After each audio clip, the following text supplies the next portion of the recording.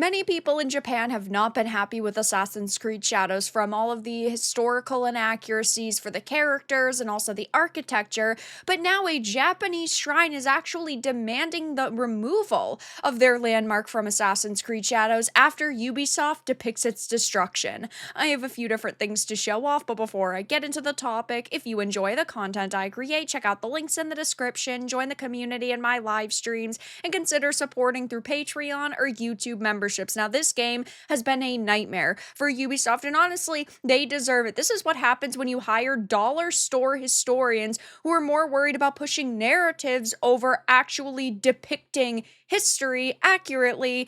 And with AC Shadows, they have done the worst job possible.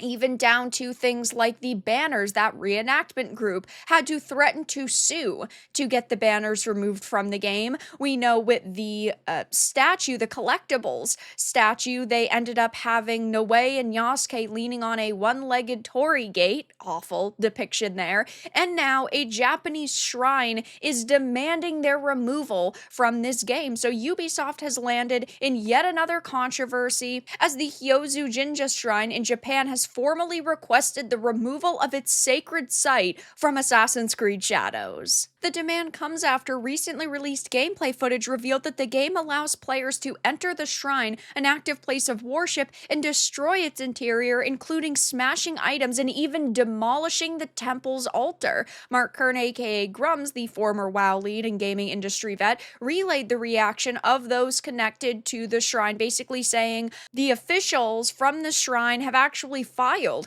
a formal request to Ubisoft asking them to remove the entire religious site from Assassin's Creed Shadows. My sources tell me the temple leaders are very upset at the use of their shrine and the ability to destroy the interior. Now, games used to treat religious grounds very differently, so there are plenty of games that feature real locations, but when you walk inside, maybe you can't unsheath your weapon, maybe you are basically in a cutscene the whole entire time. You can only walk in certain places and you can only do certain actions like pray or move things around, put offerings, stuff like that, and that's always worked. But on the flip side, we've never really seen officials, or in this case, temple leaders, request their locations to be taken out of games because, first of all, they just view it as a way for more people to find out about their culture and show their respects, but also it is a way to, just inform people, and it has always been handled with the utmost care in video games before. But to get to the point where people want these landmarks removed because you have offended them so badly is truly horrific, and I could not imagine how embarrassed the people at Ubisoft feel. Or maybe they don't actually feel embarrassed because they've got no fucking shame, or else they would have treated this more respectfully in the first place. But I personally could not imagine how absolutely embarrassed I would be to have to reach this point. It says the latest blunder adds to the growing list of cultural missteps that have plagued Shadows since its announcement. Ubisoft has repeatedly claimed to have conducted extensive research on Japanese history and culture, hiring so-called experts to ensure authenticity, yet we know that the lie detector has determined that that is a lie. Ubisoft used to do that. They used to be amazing. Look at what happened when Notre Dame partially burnt down a few years ago. Ubisoft ended up donating $500,000 to the restoration efforts,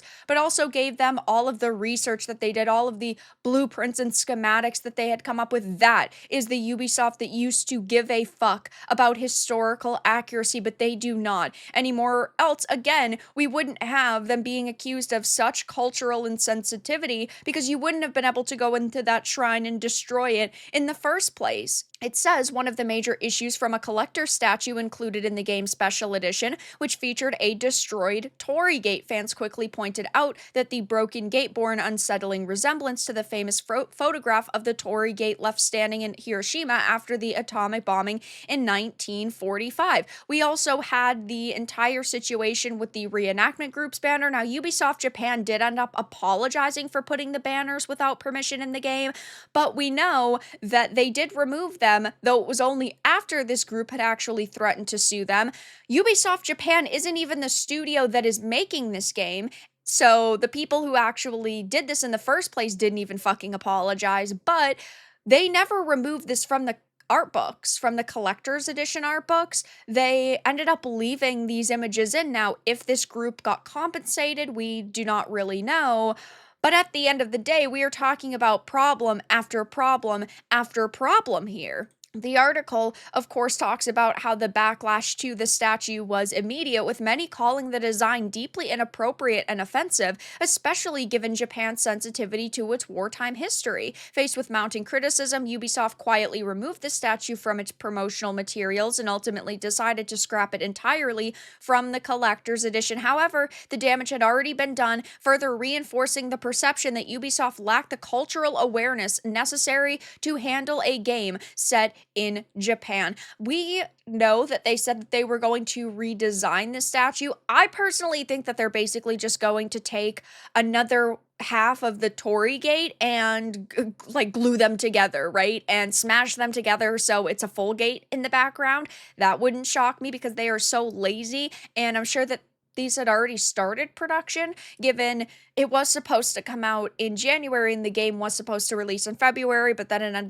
ended up getting delayed. So I bet that they were already produced and they probably don't want to scrap all of them. And that's most likely why they didn't end up removing the reenactment banner from the art book, because they were already printed. Again, this game's been delayed several times at this point, so they clearly already had a lot of this merchandise. Additionally, Ubisoft's choice to center the game around Yasuke has been a source of ongoing controversy too. While he was a historical figure, his actual role in Japanese history remains completely unclear. Unlike previous AC games where historical figures were NPCs providing context in missions, Shadows makes Yasuke the primary playable protagonist, sidelining traditional Japanese male figures in favor of a narrative that many feel is manufactured to fit modern ideological trends rather than historical reality. I have said this from the beginning. If Yasuke was just an NPC, there wouldn't be any problem, because you could depict him in a less historically accurate way, maybe like 5% unhistorically accurate. But when he is the protagonist of a game and you are going around and you are making decisions as to what he's doing or saying,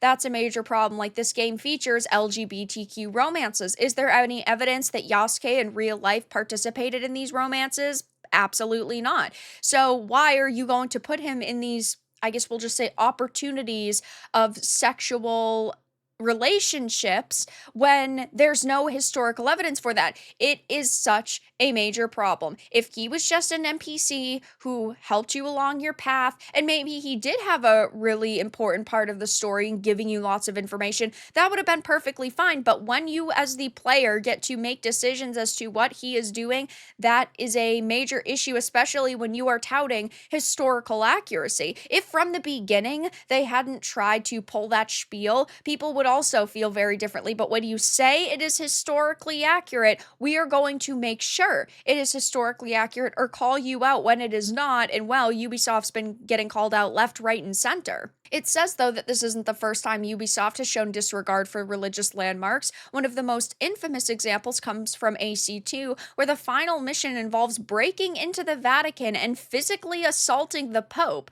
While this was played off as part of the franchise's historical fiction, it set a precedent for Ubisoft's willingness to depict real-world religious sites in a way that many would find offensive. Now with Shadows, Ubisoft is facing similar backlash from Japan, a country that takes its cultural heritage very seriously. Now, will Ubisoft have to apologize for this? Who knows? But according to rumors, they actually have delayed this game several times because they were trying to scale back Yasuke after all of the historical backlash, and they were basically just trying to make it primarily a Noe's story with some Yasuke because they can't get rid of him completely. But they knew that people were upset, so that's why they were delaying it and trying to alter it. And I just don't think that this game could go well for them in any way, shape, or form. They could delay it another 1, 2, 3, 4, 5 times.